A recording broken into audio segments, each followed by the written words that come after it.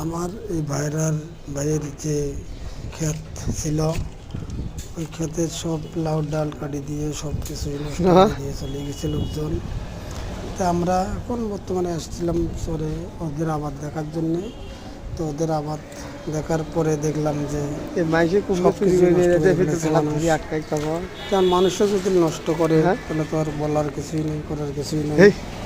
ঠিক আছে, এটাই হলো মানুষের সব কিছু ধর্ম। আপনারা ভালো লাগলে অবশ্যই লাইক কমেন্ট শেয়ার করবেন। যেদিন চলে আপনার ভাই যেদিন ফসলে কয়েকটা টাকা পায় তে অনেক তাঙ্গুর গাছ এটা চরের জমিন যা পড়ে থাকে সমস্ত কিছুই তুমি তোলো এটা এই যে না হ্যাঁ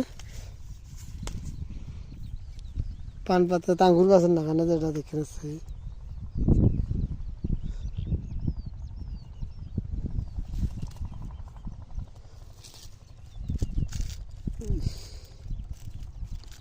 পাতলা নয়।